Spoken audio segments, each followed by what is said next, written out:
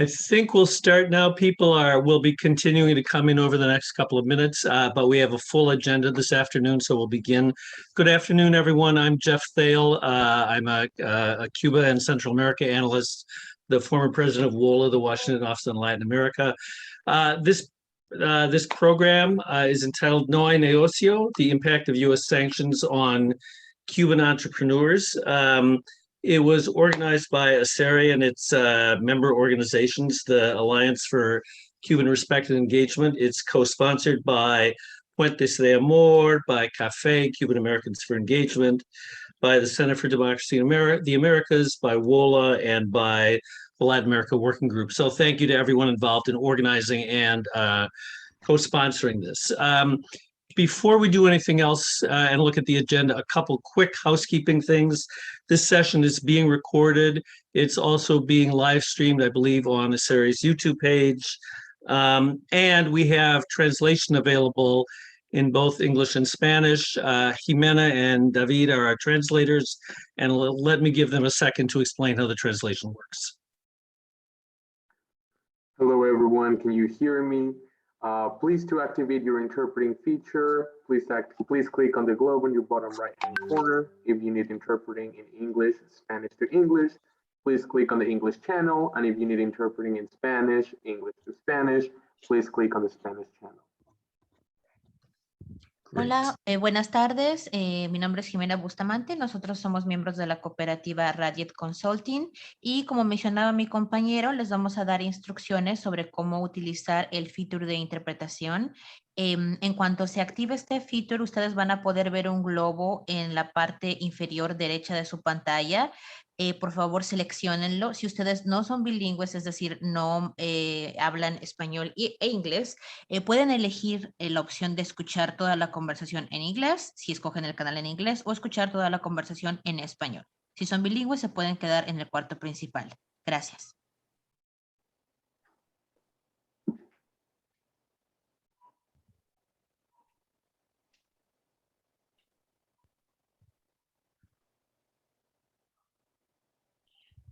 Jeff, I believe you're on mute. Sorry. Thank you to the interpreters. It's a great opportunity to be able to do this in both English and Spanish and have a broad bilingual audience. The program focuses on the impact of U.S. sanctions on Cuban entrepreneurs. That's obviously a really important topic. We're at a moment right now in Cuba that's quite complex. There are shortages and a humanitarian crisis. There's a lot of political debate going on. There were protests in July. There have been letters back and forth between the government and the private sector about new laws on the economy and on small and medium business. It's also a moment when there's a lot of change going on in the Cuban economy itself. As I think most people know, probably 30% of the Cuban workforce is now in the small and self-employed sector. Recent legislation expanded opportunities for cooperatives, for small and medium-sized private businesses. And as you'll hear in this panel, sanctions negatively affect that emerging private and cooperative sector in Cuba. President Biden, during this campaign, talked about changing U.S. policy toward Cuba. We haven't concretely seen any significant changes in U.S. policy. And as you'll hear in this panel, the result of that is a real impact on the emerging private sector in the country, on the cooperative sector in the country, despite the fact that the administration and successive administrations have talked to the U.S. public about their interest in supporting the private sector in Cuba itself. We haven't seen much that will actually help that sector. And in fact, the sanctions, particularly those imposed by the Trump administration and to this date continued by the Biden administration, have had a negative impact on the sector itself. So we'll hear about that from our panelists. Let me quickly go over the agenda. Before I do that, I know that there's still some issues to work on the translation. I hope we'll get that straightened out for everybody. And I've been reminded, and I want to remind all the panelists that for the sake of our interpreters, we should all try in both English and in Spanish to speak slowly and clearly. So that said, if we could come back to the slide for the agenda here. We have a great opportunity here to begin with a special guest, Ben Wiedeberg, who's the Director for International Cooperative Development for Organic Valley Co-op. After Jim speaks, we'll have an overview of U.S.-Cuban relations and the Cuban private sector with Professor William Leogrand, with O'Neill Diaz from Auge in Havana, and with Camila Pinero from Flaxo, Cuba. We'll have a short video, and then, and I think this is particularly exciting, rather than sort of discussing the issues of the emerging private sector in Cuba abstractly, we'll have an opportunity to hear from and then ask questions of Cuban entrepreneurs and people involved in the small business, the private, and the cooperative sector themselves. So that's the basic agenda we have. Let me begin with Jim Wiedeberg. As I said, Jim is the International Cooperative Development Director for Organic Valley. Organic Valley, as many of you may know, is the largest organic cooperative in the United States. It actually operates in the United States and 3 other countries, I believe. It exports to 25 other countries, or a whole range of organic products. Jim was one of its founding members and works on international cooperative development. And we're going to let him say a few words right here at the beginning. So Jim, welcome, and the floor is yours. Thank you. I'd like to speak to you today about the expanding of cooperative opportunities in Cuba. Crop Cooperative Organic Valley is a global leader of organic and sustainable agriculture. We are owned by 1,800 family farms across 34 states and in England, Canada, and Australia.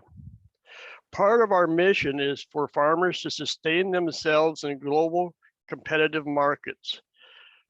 CROP is interested in advancing the benefits of the cooperative value-added agriculture to all communities looking to enhance and stabilize their local economics and mitigate climate change. Cuba CROP sees as ready to adopt cooperative agriculture to benefit their land and people.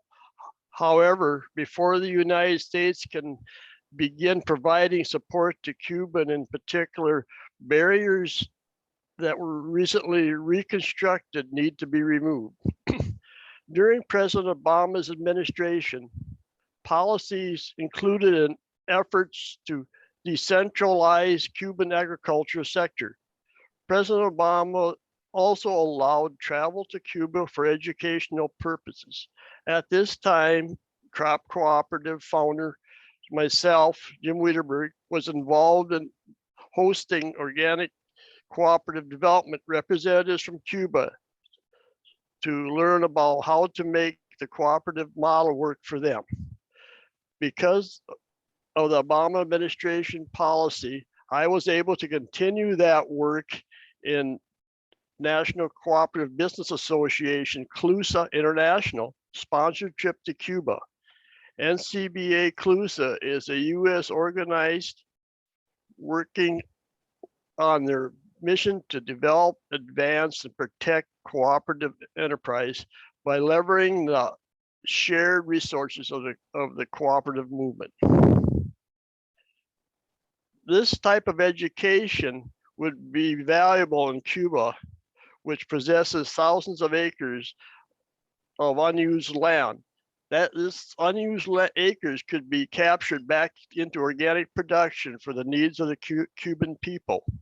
However, the Trump administration reversal allowing some travel and collaborative efforts have come to a halt. Additionally, the previous administration tightened economic sanctions against Cuba, which Reuters estimated has cost Cuba $130 billion over the last 60 years.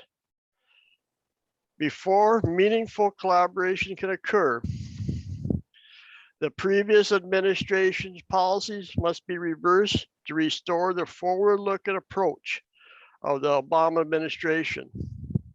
While only Congress can fully remove the long-standing embargo, President Biden has the authority to relax sanctions against Cuba in the interim. The United States should offer to support Cuba to help them develop their own resources and become part of the self-sustaining in the food supply. Trump administration policies must be reversed, and the openness of President Obama's administration showed to U.S.-Cuban relations must be restored. To that end, we urge the following actions. Return the U.S.-Cuba trade and travel regulations to their status as of January 20th, 2017. End sanctions and restrictions against cooperation to Cuba. Restore U.S. Embassy in Cuba and relaunch working groups. Decline renewal of the annual determination to impose sanctions under the Trade with Enemy Act. We believe President Obama will make good on his campaign promises to reverse the Trump administration policies that inflicted harm on Cuba and its families. We hold ourselves out to support and advise the Biden administration on achieving that goals. Thank you. Great. Thank you, Jim. I think Jim's remarks and Jim's presence here is a real testament to the interest of the growing organic and cooperative sector in the United States in relationships with and support for their partners in Cuba. I would just say in passing, I'm a Wisconsin native, and I'm proud to have just heard from Jim, who is not only a Wisconsin native, but a Wisconsin resident as well. So thank you, Jim. Let's turn from that, from Jim's kind of opening remarks here to a panel of experts, a series of experts talking about U.S.-Cuban relations, developments in Cuba, and the impact of U.S. sanctions on the emerging private sector in Cuba. And we'll begin with Professor William Leogrand. Many people know Bill Leogrand. He is a professor at American University, a longstanding expert on Cuba and U.S.-Cuban relations, as well as on Latin American relations in general. He's the author of Back Channel to Cuba and a frequent contributor to a range of publications on the state of U.S.-Cuban relations and developments in Cuba itself. So, Bill, the floor is yours, and thank you for being here. Thanks, Jeff. And let me start out by thanking all the sponsoring organizations. It's a pleasure to be with you today to talk about a topic that I think doesn't get enough attention.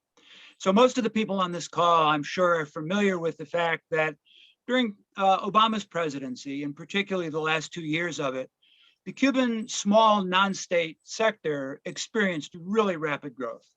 And part of the reason for that was the new openness between the United States and Cuba. First, the ability of US residents to travel to Cuba more freely meant that there were more people in Havana and some of the other major countries of, or major cities rather, of the country who could take advantage of the growing hospitality non-state sector.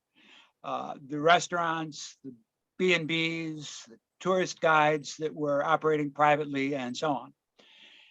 And also the ability of Cubans to travel to the United States more freely was also an important impetus for the growth of the private sector. Non-Cuban US visitors to Cuba during the last couple of years of Obama and the first year of Trump increased by 600%. And those American visitors were not going to the enclave tourist spots like Veradero. Rather, they tended to be a little more independent. And it was this expansion of the number of US visitors that really helped to stimulate private businesses in the tourist sector. As I said, the private restaurants, B&Bs, private taxis to some extent, private tour guides, and so on. And secondly, the ability of Cubans to travel to the United States more easily meant that Cuban entrepreneurs could build supply chains in the United States to get around the problem of the fact that there were really no wholesale markets in Cuba itself. Then, of course, President Trump was elected, and the sanctions that he imposed, especially in 2019 and 2020, had a hugely negative impact on the non-state sector in Cuba, as O'Neill's research has shown very dramatically.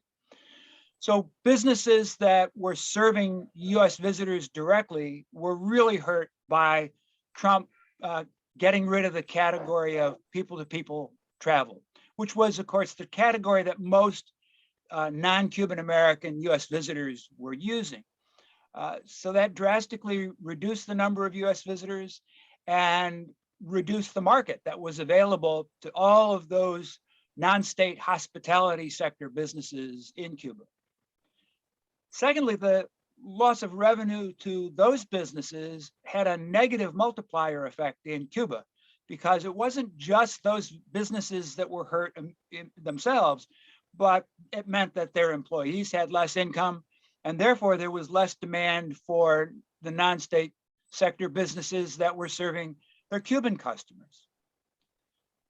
The closing of the consular section of the US Embassy, when the embassy was downsized in 2017, meant that it became much more difficult for Cubans to travel to the United States, which had the impact of disrupting the supply chains of some of the non-state sector businesses. Restrictions that were imposed by Trump on flights to the interior of the island meant not only that fewer customers were going to be available for the hospitality businesses outside Havana, but it disrupted the supply chain of those businesses as well. And finally, of course, the closing of Western Union as a remittance transfer agent meant a huge drop in income for a majority of Cuban families, which of course then again meant less demand for the services of small non-state sector businesses. And it also dried up sources of capital to start new businesses. And then of course, COVID hit, closing the tourism sector completely and cutting off almost all travel in and out of the island. And so the damage that was done by the Trump administration in 2019 and also in the early part of 2020 was magnified by the impact of COVID. I think we were all hopeful that President Biden would keep his campaign promise to re-engage with Cuba, to restore remittances, to restore travel, to reopen the consular section of the embassy. All of those policies would have been a big boost for Cuban entrepreneurs, just as they were in 2015, 2016. But as Jeff said at the outset, instead, Biden has done none of the things that he promised he would do. So far, he has kept all of President Trump's policies in place, even the ones that he denounced during the campaign as being particularly cruel and unnecessary. If you're following this, you know that the president appointed a working group on remittances to see if there were ways to restore the flow of remittances. That working group made its report, but there has still been no action on it. And Juan Gonzalez, who is the National Security Council staff person in charge of Latin America, just recently told an interviewer that the White House feels that the options presented by that working group were not sufficient and has sent the report back to be reworked.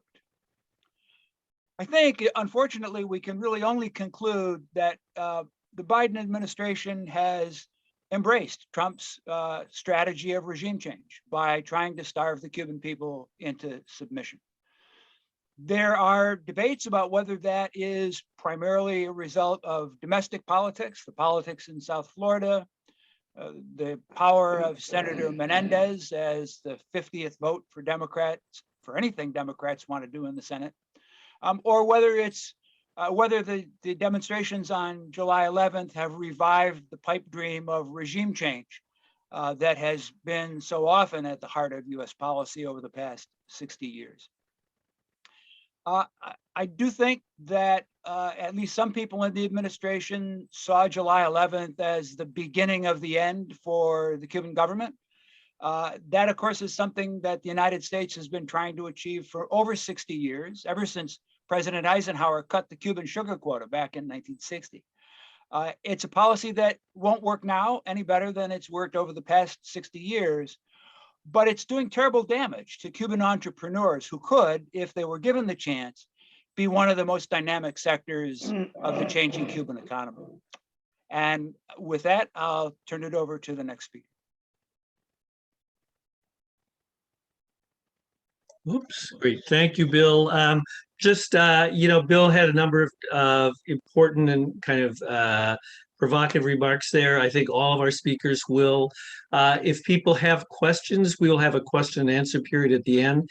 And please feel free to put your questions in the chat now, and we'll try and come back to them in the question and answer section. Let me turn from Bill talking about the U.S. policy side to Oniel Diaz. Oniel is one of the founders of Auge, a Cuban business development and communications consulting firm.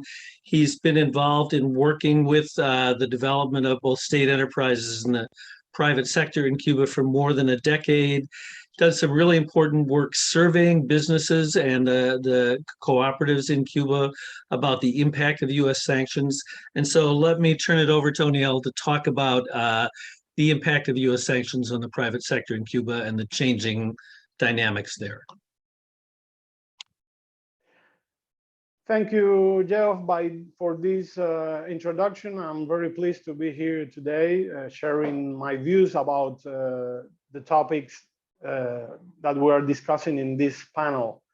I think that the best proof on how important to the Cuban private sector is the relationship Cuba-United States is the coincidence of the approach between our two countries with the best moment that the Cuban private sector has lived ever. And the best moment was precisely when our two countries decided to build a different relationship.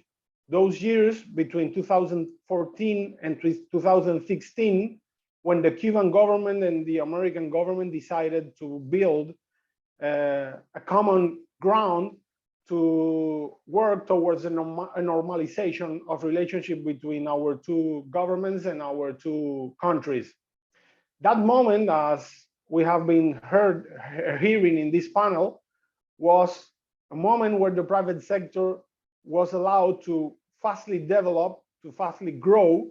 And we saw how Havana and other important spots in our country began to have more private businesses working, delivering goods, delivering products to our country, and also to the foreign visitors that arrive in Cuba in that moment.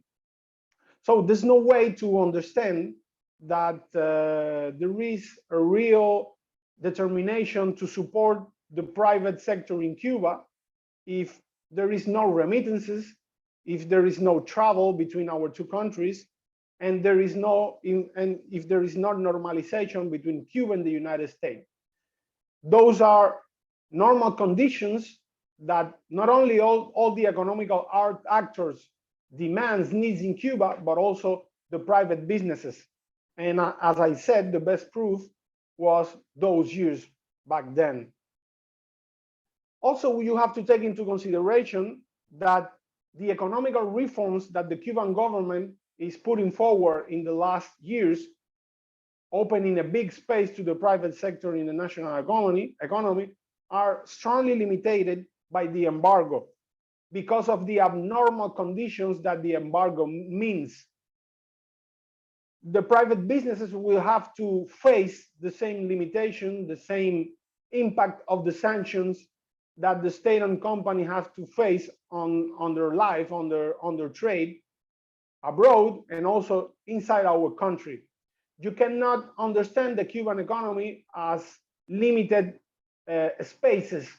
There is no space, there is no limited space for the state-owned companies and for the private sector. for the private companies. The Cuban economy is only one. It's only a common ground where all the actors compete or work. And if there is abnormal conditions caused by the American embargo, all the actors, and among them the private sector, the private actors, will be affected. In our way, we had the opportunity to see that very clearly when we made the research in 2019 in order to determine how the Cuban policy of the Trump administration were affecting the private businesses. And we had the opportunity to interview 126 Cuban entrepreneurs from Havana. And we found that the 80% of the people we interviewed were affected by the Cuba policy of the former American administration.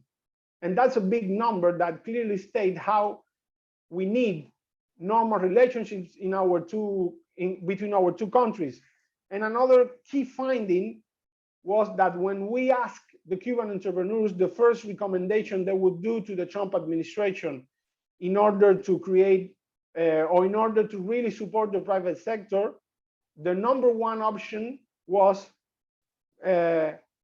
resuming the normalization. The 73% of people we interviewed said that the first thing that the American government had to do to really support the private sector, as the Trump administration said it was his objective, was resuming the normalization between our two countries. So that number is very clear, and that's a clear state on how the situation between our two countries really impacts the development of the private sector. Right now, we are seeing a big opening to the private sector in Cuba.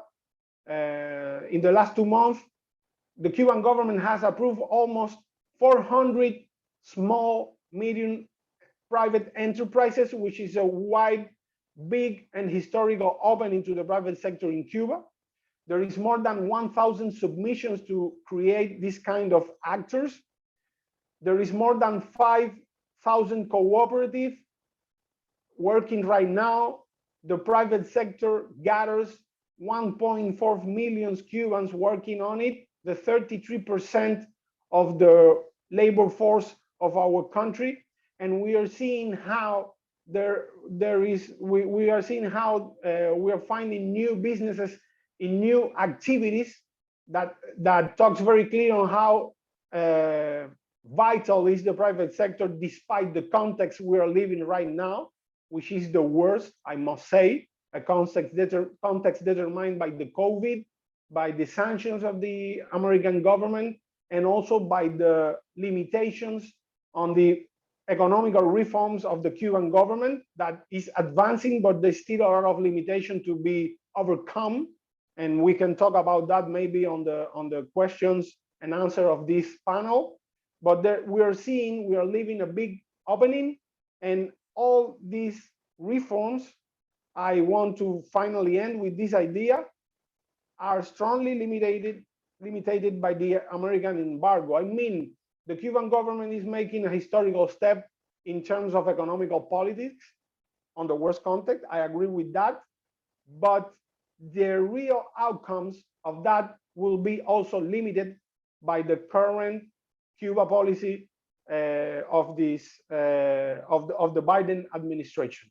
So I will end with that idea. Great. Thank you, Oniel. And thank you for pointing out that we can come back in the Q&A if there are more things you want to deepen in kind of what you said. I'd now like to turn to our third expert here, Camila Pinero. Camila is a researcher and professor at Flaxo Havana. She's specialized in studying social and solidarity economies, in the development of social and solidarity economies in Cuba, and in comparative experiences elsewhere and the lessons they have for Cuba. And with that, I'll turn the floor over to you, Camila.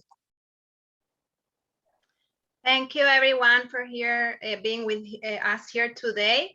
And the reason why we are here is actually because nearly 250 Cuban private businesses have sent early today, this morning, a letter to President Biden denouncing the harmful impact that US sanctions are having on their operations and livelihoods.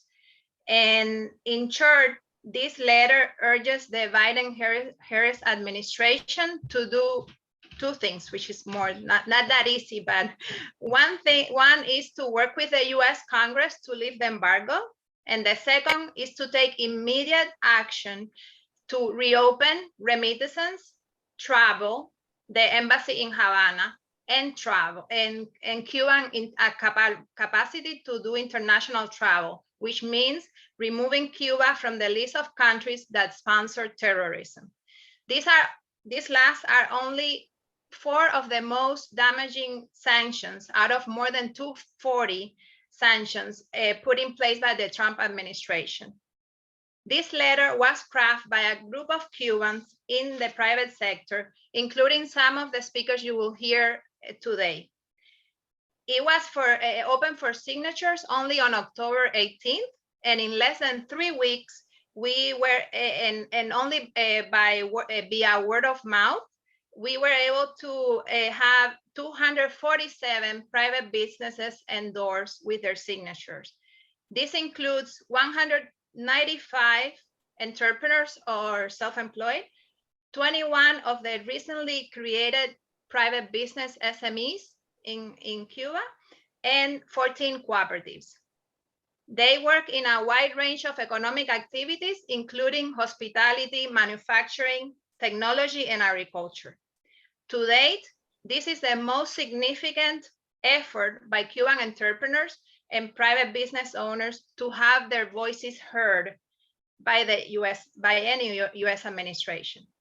We are grateful to have had the support of a wide range of US organizations that work to change US-Cuba policy towards engagement and normalization, particularly ACERE and 2 of its members, Code Pink and Proximity Cuba, as well as CAFE, Puentes de Amor, LAG, WOLA, and CDA. I think personally that this letter shows something that I share, and I think many of us share, which is the sense of frustration. Many in Cuba have lost hope, really, in the Biden administration, and that's indeed the main reason given by those who decided not to sign the letter. But the fact that 247 signed means that there's still hope, and that that the Biden administration will eventually recognize the fact that these sanctions are hurting the very same people that its Cuba policies claim to support. These entrepreneurs already face numerous challenges attempting to run a business, resulting from both Cuban government bureaucracy and overly centralized economic system, as well as the logical constraints of the US embargo, about which you will hear more today. On top of all this, Trump's additional sanctions are strangling them in the middle of a pandemic and a global crisis.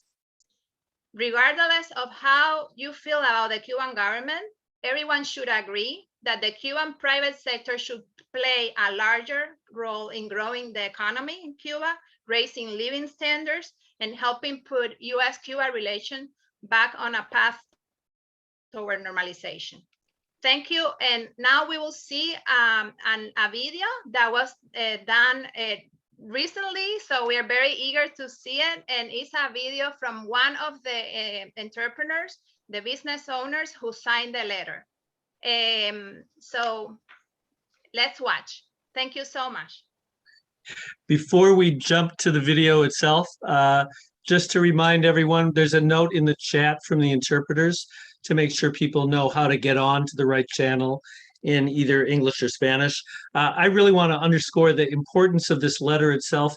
The fact that 247 entrepreneurs in Cuba by word of mouth directly signed a letter to the Biden administration, I think is very important in terms of hearing from Cuba itself and from Cubans in the private sector themselves. I think the letter is available on the ACERE website. Maybe we can put a link to it in the chat so others can see it. And maybe with that, we should then turn to the video from one of the entrepreneurs who signed the letter.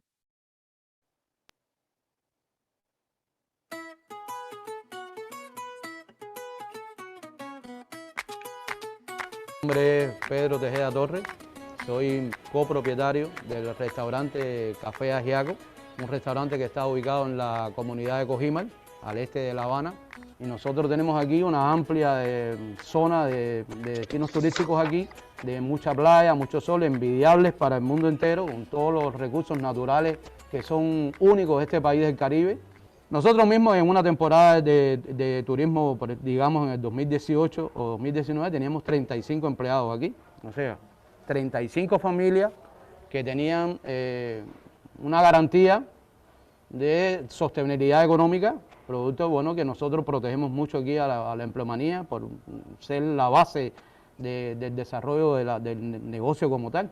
Hemos perdido la mitad de los empleados independientemente de que hay una situación de salud en el mundo que también ha afectado, pero que pudiera mejorarse mucho ahora. Si existiese la posibilidad de que ese turismo, que creo que lo desea, creo que ese turismo desea venir a nuestro país, pudiese visitarnos. Y al estar nosotros en la ruta de Hemingway, pues esto es una visita obligada aquí a Cojímal. En un momento determinado, en el año 2008, el 50% de las personas que nos visitan aquí a este restaurante son turistas que vienen a través de esta agencia de viajes, de ellos casi el 90% un turismo norteamericano. O sea que desde el punto de vista económico, nosotros estamos siendo fuertemente impactados para poder sostener el restaurante como tal, como negocio. Nosotros firmamos esta carta que lo que está pidiendo es esto, que se eliminen todo ese tipo de restricciones, que se elimine el bloqueo y que se abra la posibilidad de poder volver a tener aquí y disfrutar de la presencia del pueblo norteamericano en nuestras comunidades. Y estoy hablando como restaurante Café Ajiaco, como empresario, como persona emprendedora, y que estoy representando a un grupo de trabajadores que estuvieron de acuerdo en tomar esta decisión con el objetivo de que se flexibilicen todo este tipo de restricciones y nos permita un contacto pueblo to pueblo. Una de las motivaciones de viaje principales, incluso que las agencias lo llamaban people to people, era precisamente poder intercambiar ambos pueblos sobre las cosas que nos pueden interesar, culturales, históricas. Eso en esencia es lo que estamos nosotros firmando y que estamos muy de acuerdo en que me alegra mucho que se sumen muchos emprendedores cubanos por el beneficio de toda nuestra población, de nuestras empresas, de nuestro futuro.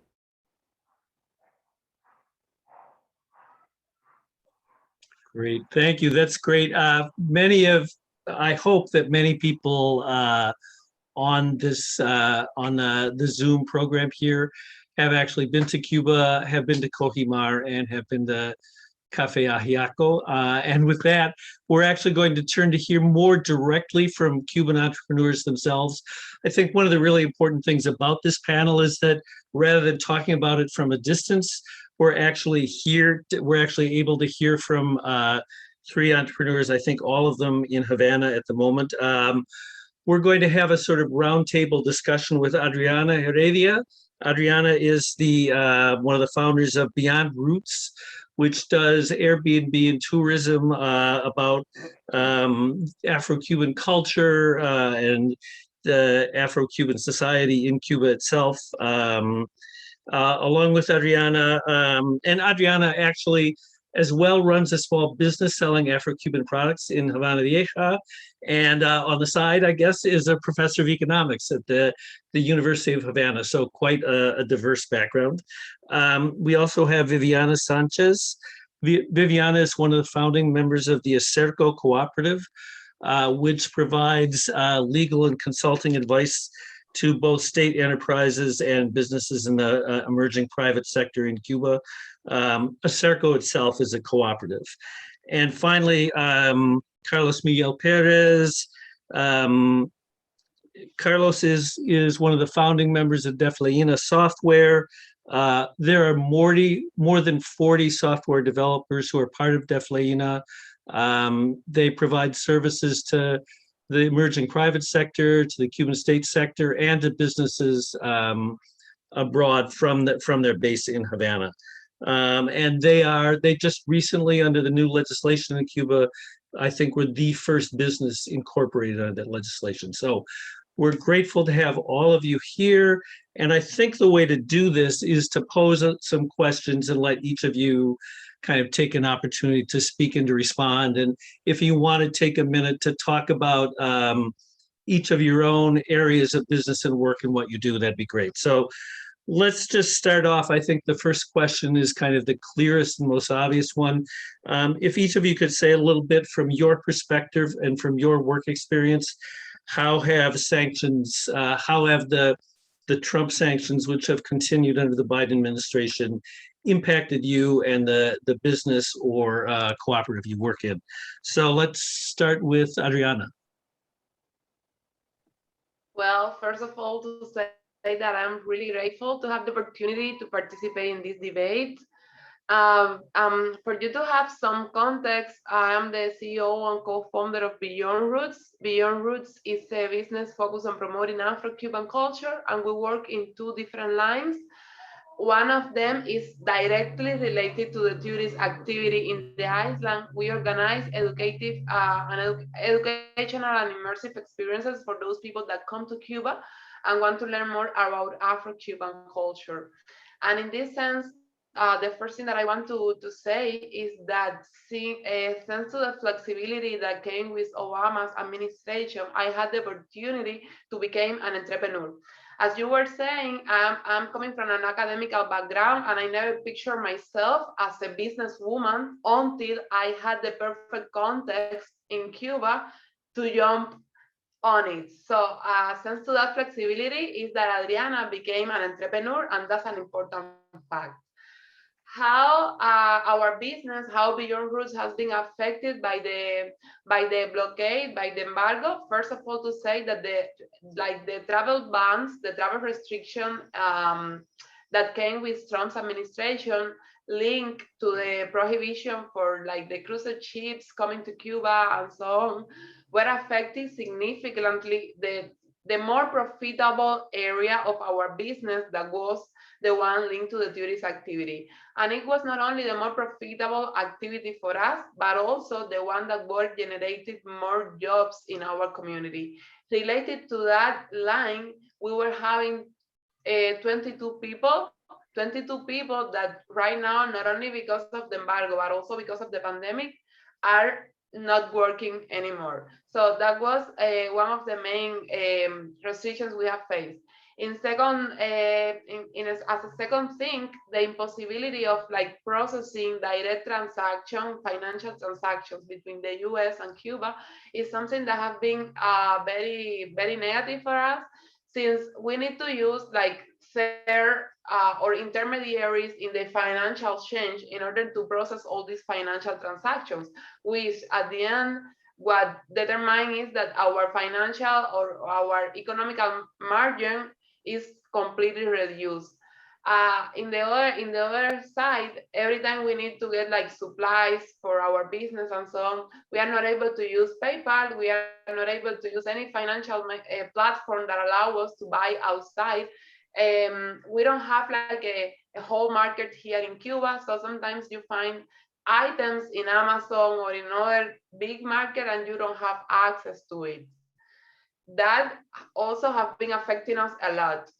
With the pandemic, we saw paralyzed our touristic activity, and then we had this idea, okay, if the tourists are not able to come to us, we will be going to them, and we can have an e-commerce in order to commercialize our products and send those products to the States. And it was actually a good idea. We were putting an e-commerce on Shopify, and we were making a link with different platforms that were just printing our design in t-shirts, and that platform would be able to distribute the t-shirts abroad, until they find out that we were based on Cuba, and they completely banned our account. So we lost that possibility. Adriana, sorry, the interpreters are asking you, just as they asked me at the beginning, to speak slowly. Okay, okay. Sorry, I get emotional. Está bien. Okay, so that is all the way where our business has been affected. The other thing that have been affecting us a lot is the fact that the embassy of the United States is closed, because that limits our possibility of ask for a visa and then our possibility of traveling to the United States. Since we are not able to import directly from our closest market, which is the United States, many Cubans, we were just having a solution. We travel there, we buy the things we need, and then we come back. But with the embassy closed, that's not happening anymore. And the other important thing that have been affecting directly our business is the restriction with the remittances. It's not a secret that Airbnb was using that way, that financial way to send the payments for the hosts that were having or their apartments or their experiences on the platform. And since now that's limited, we don't have like a clear way to get the remittances in US dollar, or we don't have a way to receive the payment directly from Airbnb in US dollars. That's for one side. From the other side, we also have seen the buying capacity of our clients, of our guests, our Cuban guests, reduced, since they are not receiving the same amount of remittances than before. Because again, you need to use like different mechanisms that to get the money here in Cuba that at the end make the process like more expensive. So I would say those are the main limitants we are right now facing on Beyond Roots. Great. Thank you very much. We'll come back to you in this next round. Let me turn for a second to Carlos Miguel. If you could answer the same question. You've been doing software development. You've been working with a consulting firm and a group of software developers. How have the sanctions affected you? And I know as well there was a question in the chat, particularly I think about the availability of financial mechanisms. So if you want to comment on that. Thank you very much, and good afternoon to everyone. Please be patient with my pronunciation. Thank you for the translation services. The Fleming is a private company based in Havana, founded 5 years ago, and we aim for the digital transformation of the Cuban society. So in short, we do software development. Our company carry out more than 140 projects and is actively working in 3 software services. And we're always doing all we do without looking for external justifications for how we perform. I think this is important, that we are not crying because of the embargo. We have grown, and that's because Cuban entrepreneurs fight not only with the usual business problems, we also overcome a much harder problem, in this case, the shortcomings and limitations of US sanctions upon Cuban family businesses. Today, I want to explain some of the most important topics of this matter. As is well known, important changes, as O'Neill mentioned, in private sector. We are one of the first private business in more than 60 years. But this is not a new phenomenon in Cuba. We have been around for 5 years now in the form of the private business already. And we, in 2020, became the first company to make international trades under the laws in 2020. And that was the moment that the first time we experienced firsthand the US sanctions upon the Fleming Software, which is our company. So the first problem is access to the North American market. The United States is a worldwide leader in software development industry, and obviously it's very close to Cuba. So it's a natural market for our services, and it's a pool of providers and market that we cannot simply ignore. We receive dozens of requests every month, and our answer is always the same. There's no direct way or legal way for you to pay me, and that's very frustrating. So the same thing happens with other markets. Transactions to Cuba are constantly under persecution, and that's the borderless nature of the U.S. sanctions against Cuba. There is a few banks every day that doesn't want to transfer money to Cuba, and that's from every country with some kind of bank branch somewhere that is somehow related to a U.S. bank in dollars. I have a colleague of mine that has carried out 3 international projects and has not yet received any payment for those services because some of these banks are not allowed to transfer anything to Cuba, but they are outside Cuba anyways. In this complex scenario, many customers, as you will know, will get scared, wasting time working with Cubans entrepreneurs, and will find always the simpler solution, which is go away to a more easy market to work with. But that's not the only problem. As you might know, Cubans, without exceptions, are blocked by the vast majority of online services. Basically, for all software development and communications like Slack, Zoom, GitLab, Docker, AWS, Google Cloud, just to mention a few.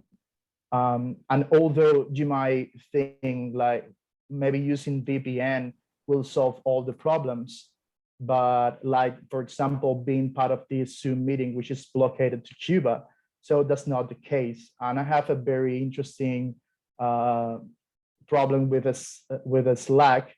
I had all my clients in a Slack, and the next day, a Slack blocked my account because I was coming from Cuba, although I was connected through a VPN, and I never retrieved my user again, and my customers never reach out to me using a Slack anymore. So Adriana mentioned that she has have been trouble with payments in the software industry using Visa, MasterCard, as well as payment gateways, which you know as Stripe, PayPal, and many others. PayPal is not the only one, of course. It's impossible to do software as service or to pay for online services. That is very important for software development industry. Hopefully, this short meeting will help American people and President Biden to understand the impact of the sanctions against private businesses and in general the Cuban families. And I give you the word again for another round of questions. Thank you, Carlos Miguel. That was great.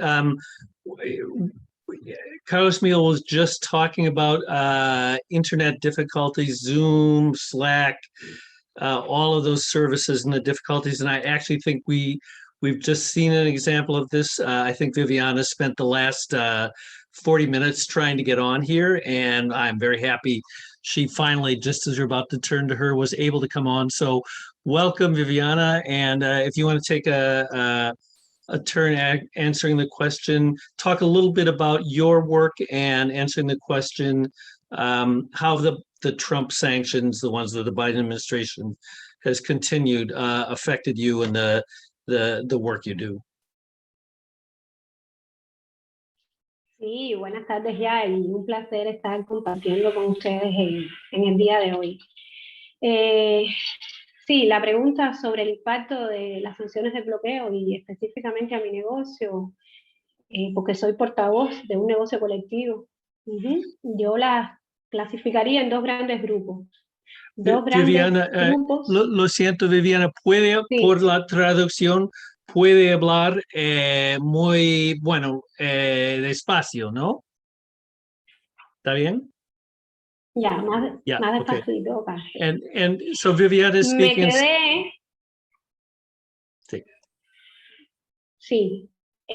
A mi negocio. Mi negocio es un negocio que presta servicios, no se ve afectado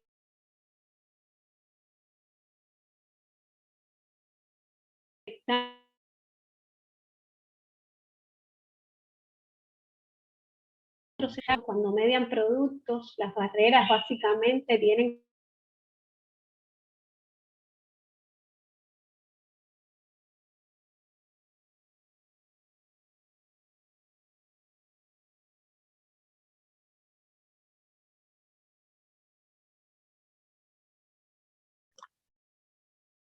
Viviana, si puedes parar la cámara, tal vez puede pasar mejor en el, solo con el audio, ¿no?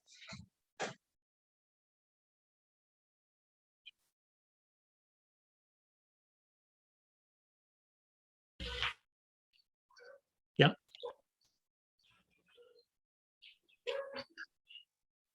Sí, ¿me escuchan? Sí. Va. ¿Me escuchan? Sí, ¿Sí? ¿Puedo entonces continuar? sí.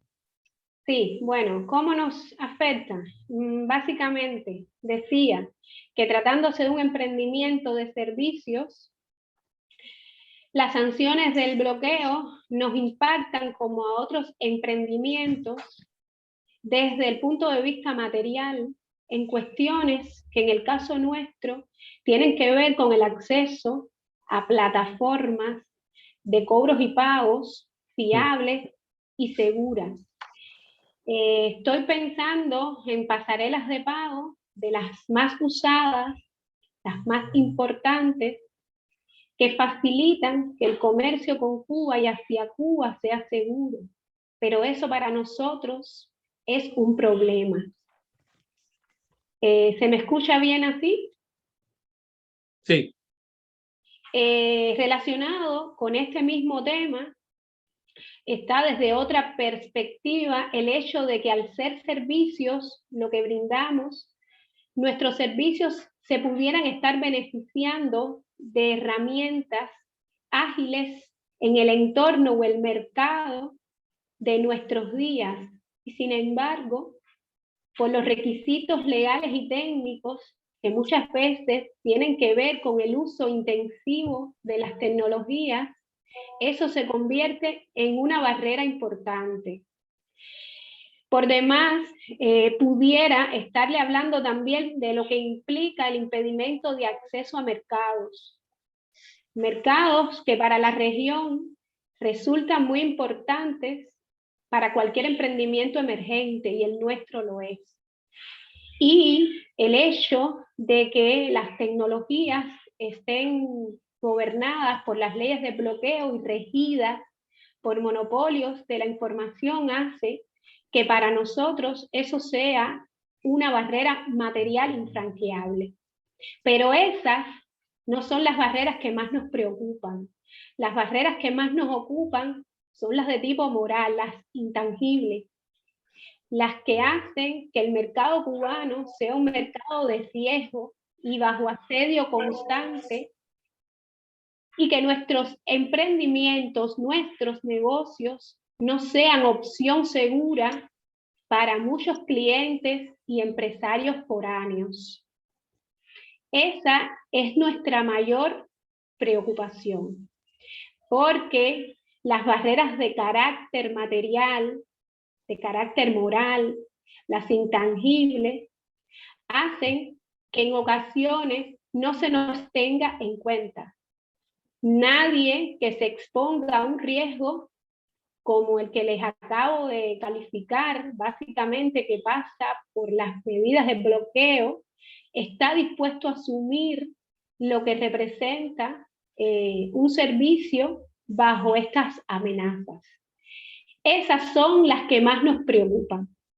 Muchas veces las barreras materiales las podemos saltar, las podemos evadir, pero las que tienen que ver con la psiquis y la psicología del individuo, esas perduran en el tiempo y son muy difíciles de aniquilar. Creo que en esta clasificación genérica de cómo nos impactan las sanciones es como más yo logro visualizar, y cuando digo yo, mi organización logra visualizar el impacto dañino de las sanciones de bloqueo.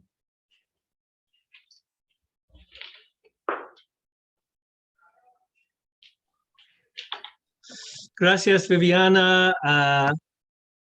Thank you, Viviana. I think that talk about the impact of psychological sanctions, of moral sanctions, as well as what we've heard about financial difficulties, remittances, travel restrictions, all that is tremendously important.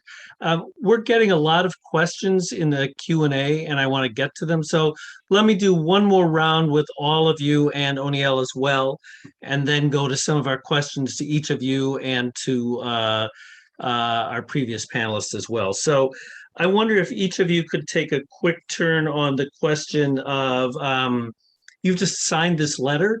Can you just tell us, if you were speaking to President Biden, what would you say to him, having experienced the impact of sanctions, having signed this letter? If you had the opportunity to speak to the president himself, President of the United States himself, what would you say to him about sanctions, about the need to change U.S. policy, about this moment in Cuba?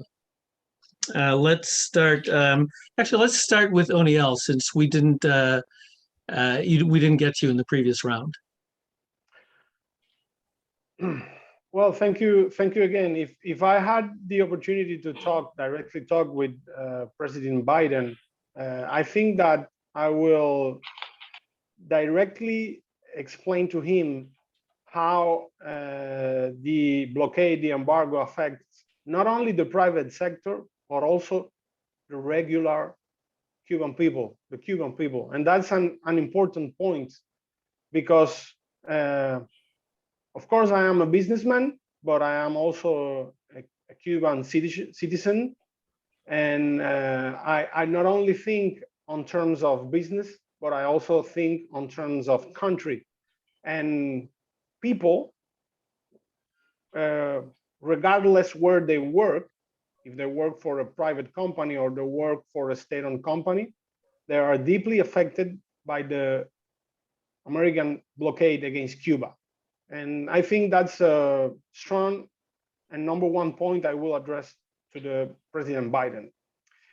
I think that I will clearly insist on how the normalization, a normalization on which he was an important part, is an essential condition for the normal functioning of the Cuban economy, but also, or in this Cuban economy, the Cuban private sector. As I said on my first, in the first moment in this panel, there is no normal economy for the private sector without a good relationship between Cuba and the United States. It's very clear what we saw during the Obama administration in terms of how the private sector was able to grow and be part of the economy. And I will try to make him think on a bigger term, in which this is not only a question on supporting the Cuban private sector, is a question on taking the right step in order to, on the first place, take off all the limitation to the remittances. Number two, allowing again Americans travel to Cuba, but also allowing Cubans traveling to the United States, because it's not only an issue of family, but it's also for us an issue of businesses, because in that study, in that research we made, the 63% of people we interviewed in that moment says that they bought goods directly in the United States for their businesses, or they bought American goods or goods originally bought by in the United States to people that traveled to the United States and came back to Cuba to sell this kind of food to our businesses. So traveling to the United States is a crucial step, also a crucial moment for our business. So I think I will insist in these key elements. Great. Thank you, Oniel. Carlos Miguel, if you were speaking to President Biden, what would you say to him? Well, I signed this letter because it was aimed to go directly to his staff and members that always have a speech that says that they support Cuban entrepreneurs. And I think today we clearly explained that is not the case. It's important for him to take action over 243 sanctions that Donald Trump put in his term. And in the middle of a pandemic, that is nothing but inhumane and should be taken down immediately. I think this letter expressed the wishes of the majority of the Cuban people and the North American people and should be respected, as well as his promises in campaign. That's pretty much it. Thank you. Viviana, on the same question, if you had the opportunity to speak to President Biden, what would you say to him? Primero, gracias por escucharnos, pero hágalo con seriedad. Yo hablo en nombre de un promedio de 80 socios que en consenso casi unánime, en un ejercicio de libertad de expresión y en un ejercicio democrático, optaron por la carta como herramienta para llegar a Biden, al presidente en funciones, y poderle decir que nuestro negocio es nuestro trabajo. Nosotros trabajamos para nuestra gente. El bloqueo a quien más ha afectado ha sido a la gente de pueblo, a la gente sencilla, y ha sido demasiado tiempo el desgaste. Toca parar. Mi gente, mi negocio, es mi trabajo, es mi país. Cuba ha sido el país que más revoluciones ha tenido en el siglo XX en Latinoamérica y ha demostrado tener determinación. Mi pueblo sabe de eso. Mi pueblo sabe lo que quiere y cómo lo quiere. A mi pueblo no hay que decirle cómo tiene que actuar. Mi pueblo quiere andar y al presidente Biden le queremos pedir que nos deje negociar. Al presidente Biden le queremos decir que no somos anglosajones, que somos una cultura, que somos una identidad, que somos por nosotros mismos. Y finalmente le diría que somos hijos de Guillén, que somos, como diría nuestro poeta nacional, gente que sabe abrir murallas. Biden, abre la muralla. No te vas a arrepentir. Gracias. Adriana, the last word on this question. If you could speak to President Biden, what would you say to him? Well, I would say that my colleagues were just spot on. I'm super agree with every single word that each of you have told. I would just add something very clear. Talk to us, understand us. When you design policy, toward a person, you need to understand the real needs of these people. So you need to understand our real needs in order to design a policy. It's not that you are there in the White House just listening and paying attention to what a group of people have to say about Cuban entrepreneurs. No, that's not the way. You need to come and have a real exchange with Cuban entrepreneurs and understand what are our main needs. That's it. Great. Thank you very much. We have, as I said, so thanks you to all of you. These are great answers, and I think it's tremendously important, sort of, especially to what Adriana said, that in thinking about U.S. policy toward Cuba, it's important to start by thinking about what Cubans want and what Cubans have to say, and to dialogue with Cubans themselves rather than to set this policy from afar. So thank you all for that. We have a lot of questions here. I'm going to try and synthesize them a little bit. We have a policy question that I think is on the U.S. side that probably goes to Bill Leogrand. I think we have questions about women and women entrepreneurs and the effect of sanctions on women in particular in Cuba. But let me start, I'll get to both of those, but let me start with several people asked one way or another, in the face of COVID, in the face of sanctions in the last couple of years, how have your businesses, or how has the Cuban private sector in general, what's it done to survive? And what kind of shape is it in today? And I don't know where to start. Maybe we should start with O'Neill and then maybe Viviana. Okay.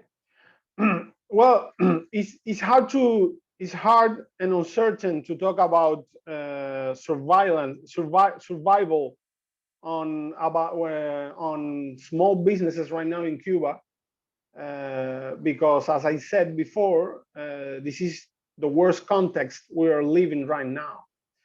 If you look to the numbers released by the Cuban government, the fact is that almost the 40%, more than 200,000 Cuban cuentapropistas suspended their licenses during this time. That's, as I said, the 40% of all the cuentapropistas, they decided to temporarily suspend their licenses during those times.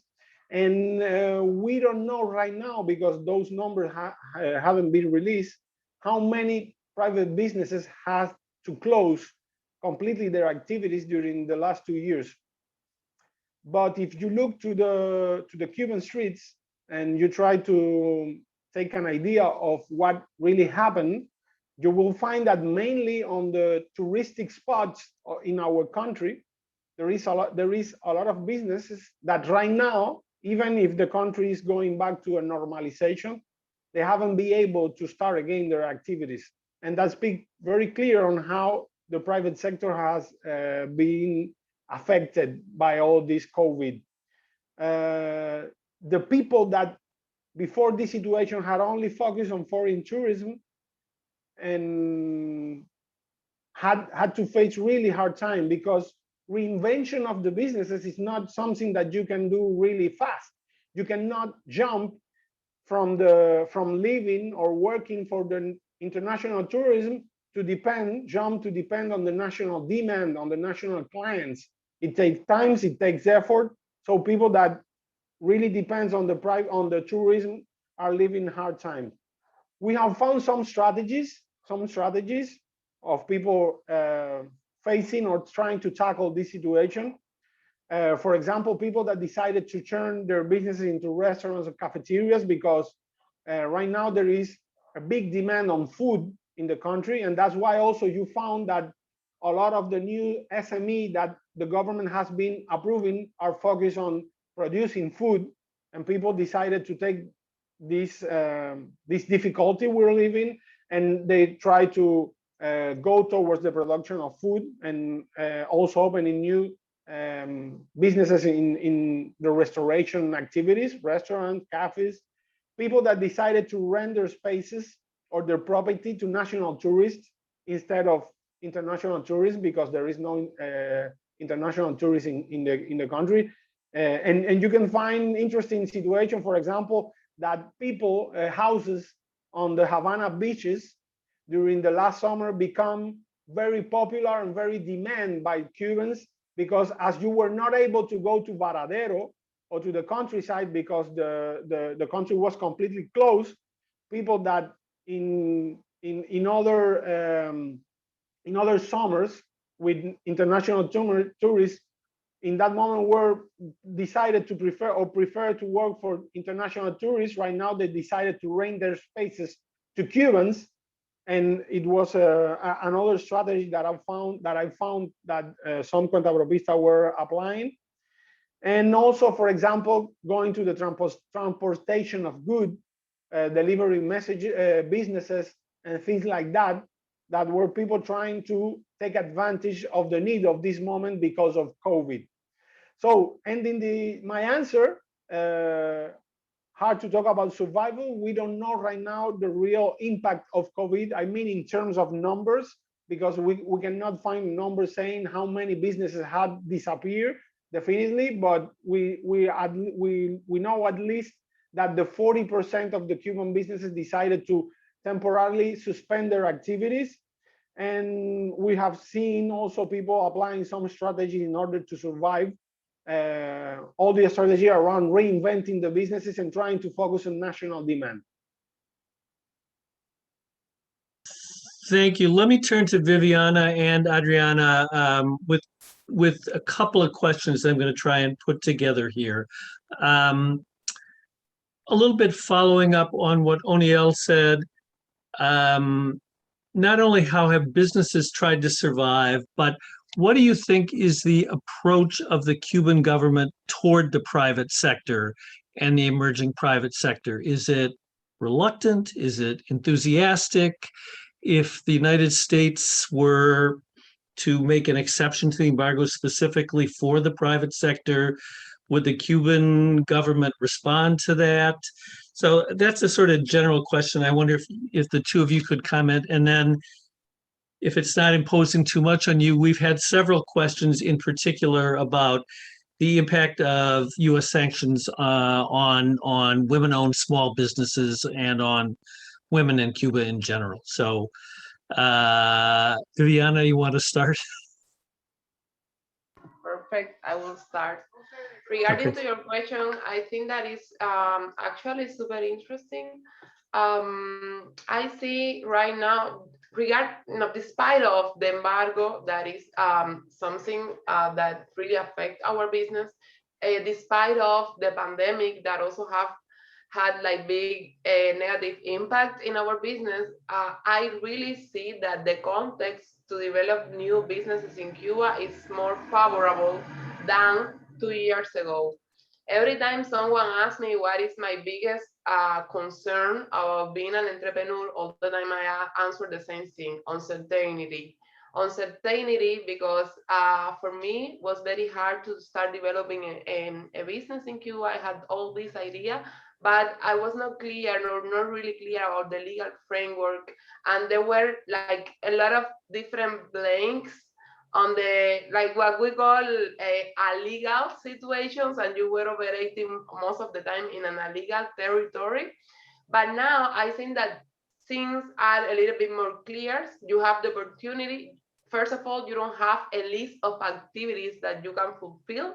It's more that you have some things that you are not able to do, which open more like the options you have to in order to fit your project in the private sector.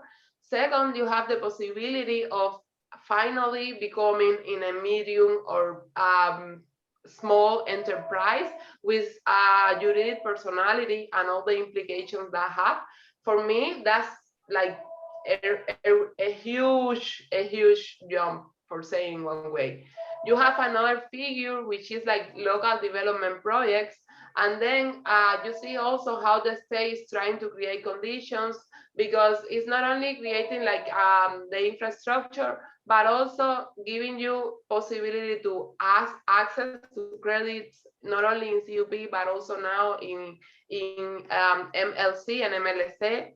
You also can apply, for instance, as a local development project to international cooperation, to foreign investment. So at the end, I'm seeing that the context right now is very favorable for people in the private sector.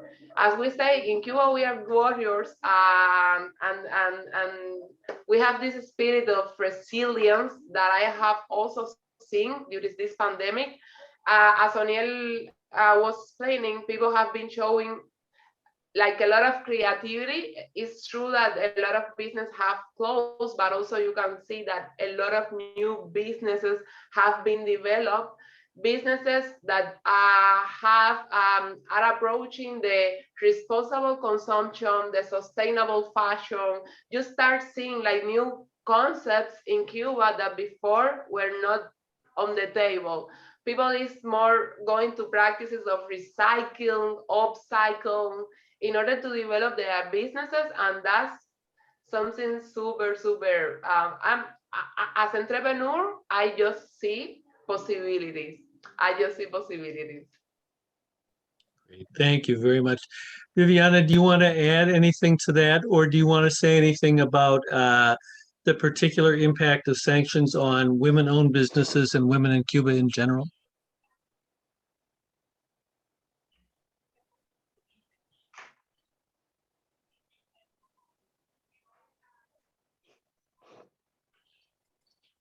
No, yo creo que disminuirnos y decir que el impacto es solo para las mujeres no sería útil. Las mujeres en todo momento estamos ahí al mismo nivel y en paridad como ser social que somos. Yo, un poco redondeando las dos preocupaciones que se exponían en este grupo de preguntas, diría primero, para no repetir al resto de los colegas, que la capacidad de resistencia está justamente en la posibilidad de reinventarnos todos los días. Somos un pueblo creativo y pueblo agrupa a todos. Volvería a citar poéticamente a Nicolás Guillén, y para hacer esta muralla y abrirla hacen falta todas las manos de todos los emprendedores. No creo que haga falta una excepción para el sector privado, aunque estamos hablando hoy de eso. Estamos hablando hoy del impacto del bloqueo en el negocio emergente, pero Cuba y su gente necesita de sus negocios.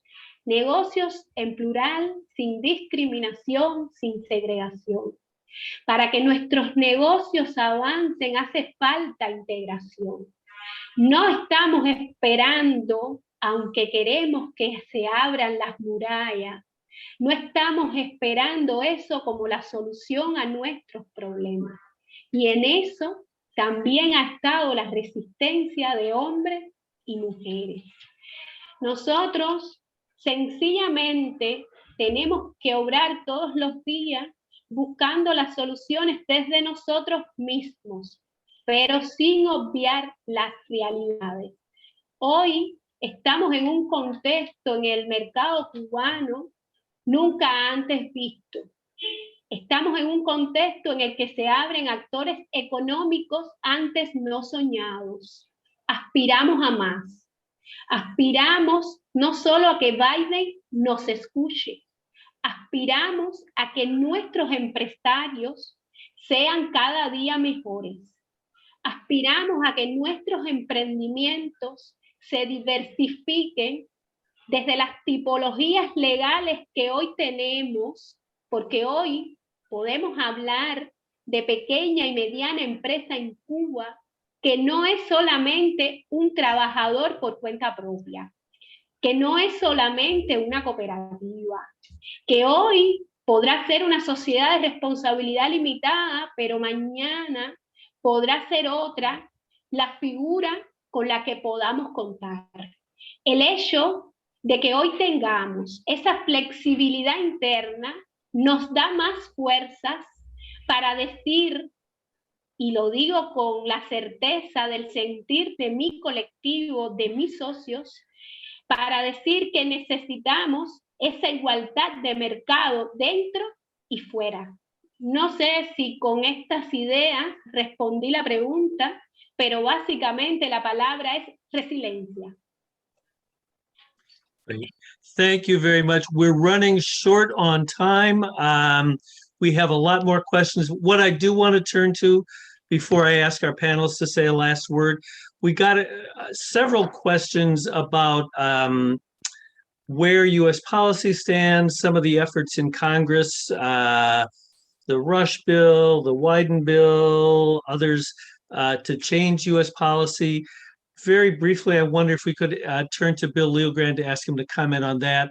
And then we'll do a final word from our panelists and a quick summary of what you and the audience and all of us can do. So, Bill, if you want to take it from there for a minute. Sure. So, I mean, I think all of these congressional efforts are important, but we need to be realistic about them. Congress is not going to take legislative action that lifts the embargo, or frankly, is likely to even punch any significant holes in the embargo. But it's nevertheless important that Congress stay active, that the people in Congress who are advocating for a change in policy continue to be vocal, continue to push the White House to for Biden to keep the campaign promises that he made. And so, you know, for activists, then it's important that you continue to let members of Congress know that this is an issue that's important to you. And it's important, frankly, in a difficult moment like the current one, to express your support for and thanks to the congressional champions on this issue. And I think in particular of members of the House like Jim McGovern, Barbara Lee, members of the Senate like Senator Patrick Leahy. It's important to keep their spirits up because they're feeling as frustrated as many of us are about the inaction of the Biden administration. Real quickly, in terms of what we can expect from the Biden administration, you know, partly it depends on events in Cuba. If the demonstrations on November 15th are massive demonstrations versus very small demonstrations, if the government responds to those demonstrations with intense repression or not, that's going to shape the political debate here in the United States to some extent. You know, in my optimistic side, I hope that we'll see Biden take at least some steps around remittances and travel sometime early next year. That is to say, after it becomes clear that the Cuban government is not on the verge of collapse. And my more pessimistic side, I think perhaps they won't do anything until after the midterm elections for fear that anything they do will be exploited by Republicans in that upcoming election. But regardless, it is important for people for whom this issue is an important one to keep on speaking out. It's important, and I want to thank the Cuban colleagues who are making their voices heard because they have more credibility on this issue than any of us here in the United States.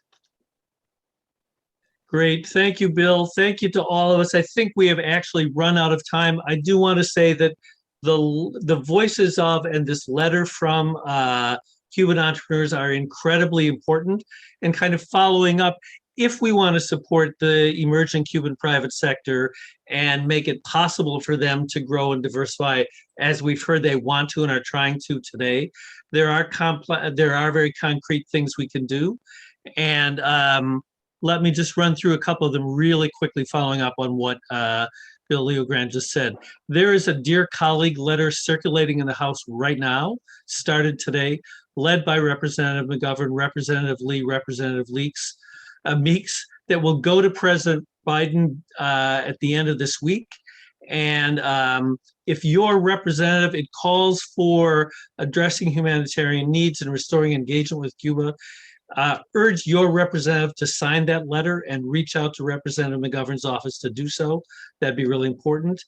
There are bills in both the House and the Senate. They're in the chat for everyone.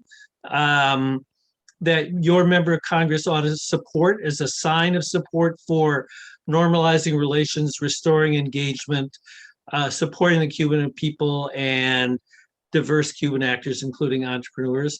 And then there have been letters from the business community. There have been actors like Jim Wiedeberg, who spoke at the beginning today, urging the administration from the point of view of both the United States and Cuba to normalize relations. We'll be seeing more of those. And if you're a representative of a U.S. business group, please be on the lookout for a letter to the president coming out on these issues sometime soon. So with all that, I think we'll wind up. Thank you to all of our panelists. Thank you to especially to the Cuban entrepreneurs who are here with us today. And there's more information on the website about everything. So thank you all, and we'll wrap up. Have a good afternoon. Bye. Thank you. Ciao, ciao. Thank you, Joe.